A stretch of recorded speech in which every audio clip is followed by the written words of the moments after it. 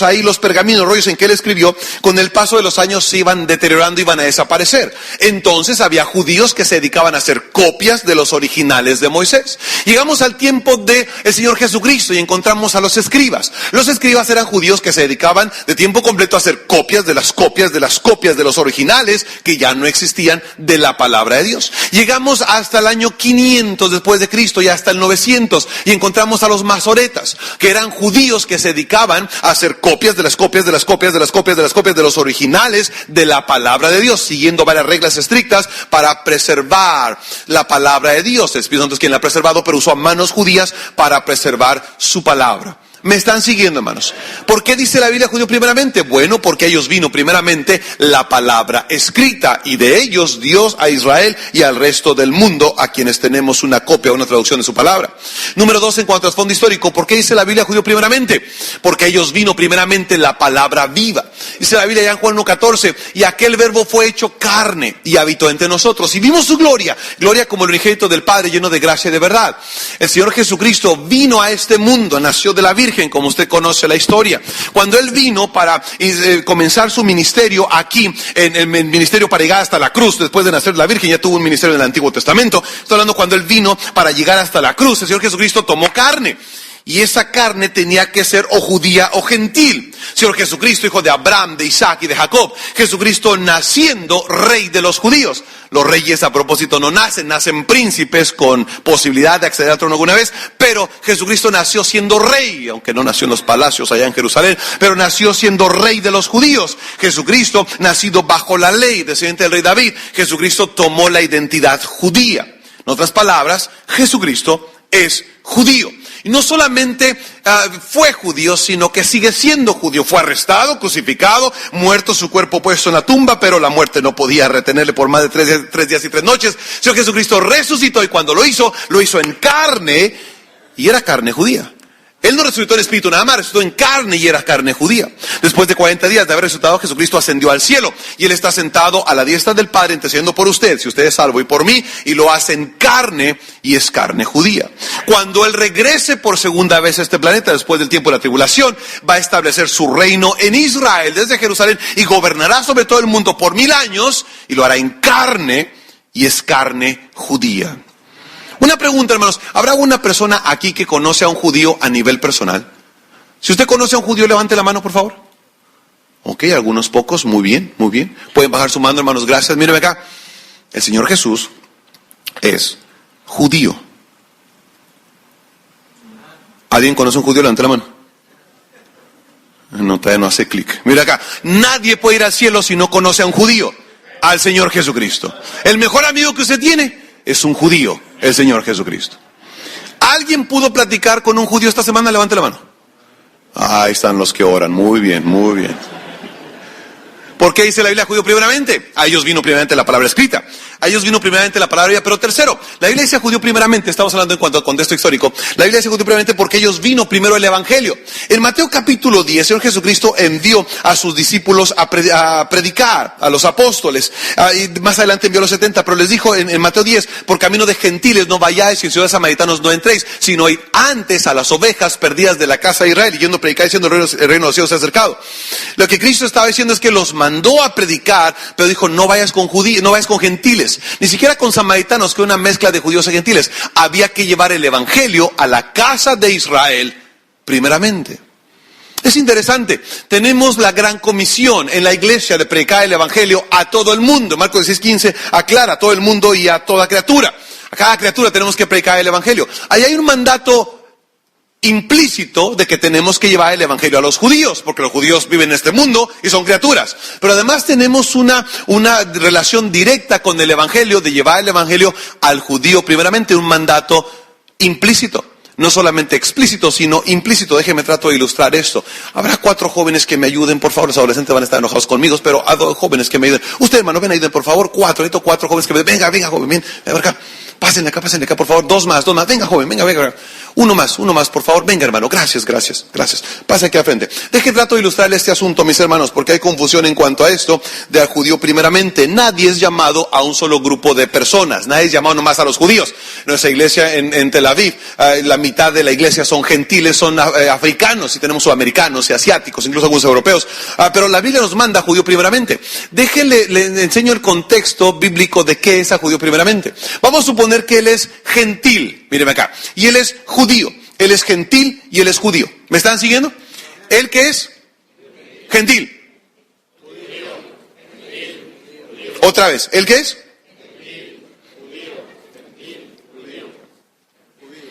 Ok, ya me entendieron. Mira acá. El mandato a judío primeramente no significa que yo voy a la calle a predicar el evangelio y le pregunto a él, oiga, ¿usted qué es, gentil o judío? Gentil, no, usted no me importa, vaya al infierno, yo ando buscando judíos. No, así no es el mandato. El mandato es que cada uno de nosotros los salvos tenemos que salir de este edificio para llevar el evangelio de afuera al judío primeramente. Pero mientras encontramos a los judíos, tenemos que llevar el evangelio a cuanta persona esté frente a nosotros. Eso quiere decir que voy con él. ¿Usted que es gentil o judío? Ah, muy bien, le doy el evangelio. ¿Acepta a Cristo? No, es asunto de él. Lo dejo y luego voy con él. ¿Usted qué es, gentil o judío? Judío, le doy el evangelio. Usted lo andaba yo buscando. Le doy el evangelio. ¿Acepta a Cristo? No, es asunto de él. Voy con él. ¿Usted qué es, gentil o judío?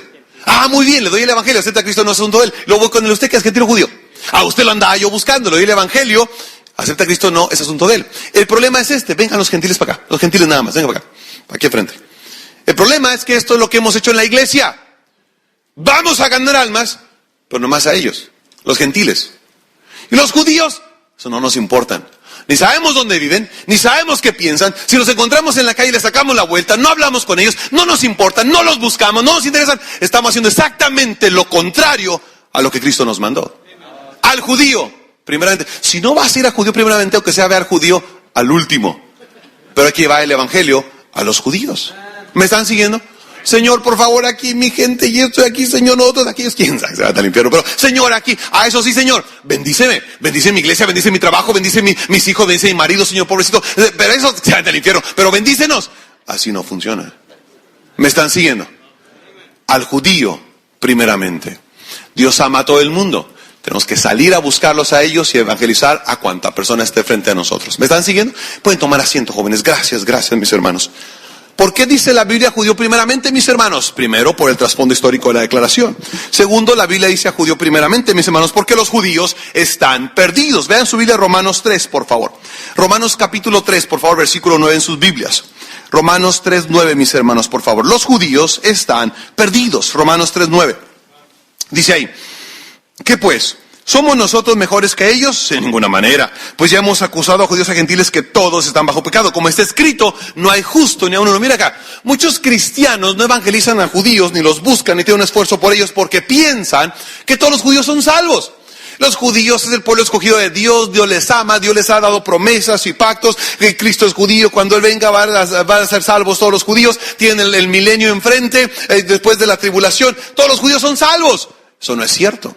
Dice la Biblia aquí en nuestro texto, Romanos 3, versículo 10, como está escrito, no hay justo ni a uno. No hay una sola persona sin pecado en este planeta. Judíos y gentiles, todos somos pecadores.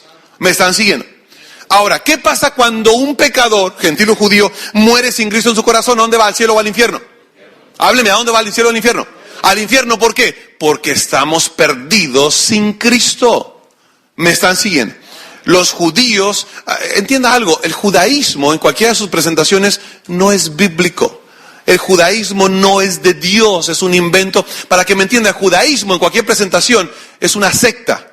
Tal y como los ruselistas o como los mormones, judaísmo no es de Dios. Los judíos de hecho odian a Jesús. A ellos se les enseña que Jesús es hijo de María porque María engañó a José con un soldado romano, se llamaba Pandera según ellos, y de ahí nació Jesús. Es lo que ellos piensan. Ellos odian a Jesucristo. Los judíos están perdidos, por eso hay que llevarles el evangelio.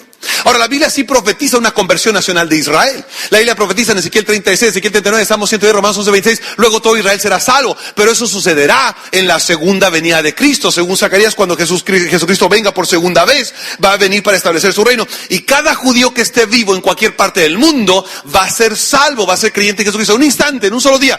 Todos, no importa qué parte del mundo vivan, van a ser convertidos al Señor Jesucristo. El problema es que va a pasar con todos los judíos que están muriendo sin Cristo desde ahora hasta la segunda venida de Cristo. ¿Dónde van a ir? ¿Al cielo o al infierno? Al infierno. ¿Por qué? Porque están perdidos. ¿Me están siguiendo, hermanos? ¿Por qué dice la Biblia judío primeramente? Por el trasfondo histórico de la declaración. La Biblia dice judío primeramente porque los judíos están perdidos. Número 3, la Biblia dice judío primeramente, mis hermanos, porque somos deudores a Israel. Vaya a Romanos en su Biblia, por favor, capítulo 11. Romanos 11:11, mis hermanos, por favor. Romanos 11:11. Romanos 11:11, por favor, ¿lo tiene ahí? Dice ahí Romanos 11:11. Digo pues, ¿han tropezado los de Israel para que cayesen? En ninguna manera. Pero por su transgresión vino la salvación ¿a quién? Por su transgresión vino la salvación ¿a quién? A los mexicanos, a los guatemaltecos, salvadoreños, hondureños, americanos. Por su transgresión vino la salvación a nosotros los gentiles. El problema es este. Mire acá. El problema es que ahí nos detenemos de leer. Ah, gracias a Dios, somos salvos, mi esposa es salva, mis hijos son salvos, yo soy salvo, mis padres son salvos, mis suegros son salvos, mis tíos son salvos, mis cuñados son salvos, mis sobrinos son salvos, mis hermanas son salvos. Gracias a Dios, qué bueno, somos salvos. Ahí no acaba el versículo. No se trata de ti, no se trata de mí. Vea cómo termina el versículo. Dice, para provocar esos celos.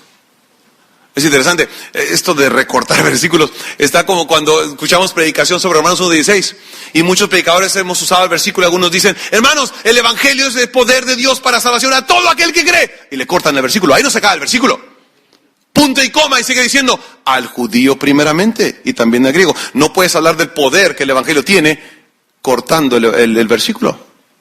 Dice aquí versículo 11, hay un propósito por qué fuiste salvo.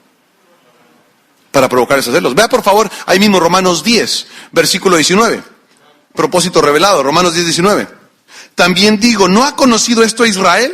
Primeramente Moisés dice, yo os provocaré a celos con un pueblo, está hablando de ti, de mí, que no es pueblo, está hablando de la iglesia, con pueblo insensato, pueblo gentil, la iglesia, os provocaré a ira. Mire acá, usted y yo somos salvos para provocar celos. ¿Cómo se provoca celos a un judío? Míreme acá, bien sencillo. El judío piensa, mis hermanos, que nosotros los gentiles no tenemos alma, porque así les han enseñado. Los judíos piensan que si nosotros nos morimos, bueno, pues nos morimos y no podemos ir al cielo. Ellos piensan que si un perro muere, el perro va al cielo. Nosotros no tenemos ese estatus de llegar a un Cán. Es lo que ellos piensan porque es lo que les han enseñado los rabinos. De hecho, ellos toman de fuera de contexto ahí, en Isaías, cuando dice que nosotros los gentiles estamos para servir al pueblo judío. Pero mira acá. ¿Qué significa provocar a celos? Cuando usted va con un judío, no, mejor dicho, cuando usted vaya a evangelizar judíos en el área de Long Beach, cuando usted vaya a evangelizar judíos en su área, ok, 3 o 4 es suficiente. Usted va con un judío, el judío no quiere hablar contigo de Dios, ni religión. El judío piensa, ¿qué me vas a enseñar tú a mí de Dios?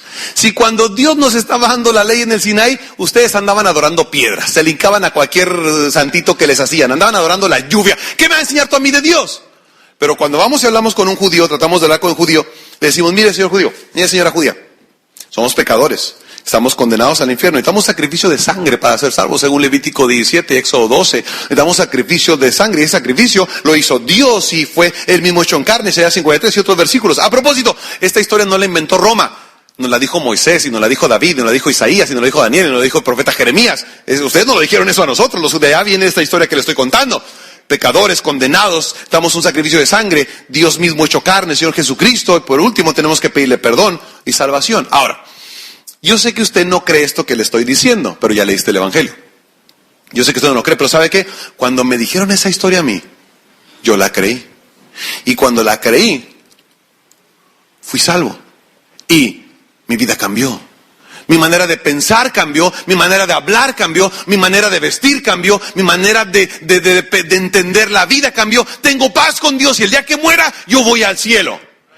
Cuando tú le dices eso a un judío, le empieza a hervir la sangre. Y él piensa, como este gentil que ni alma tiene algo con Dios que yo no tengo. ¿Me están siguiendo? Somos deudores a Israel. Tenemos deuda para provocar celos. Vea por favor San Juan capítulo 4, mis hermanos. San Juan 4, por favor, en sus Biblias. San Juan 4.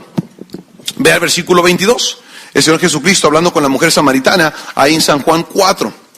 Y vea el versículo 22, por favor.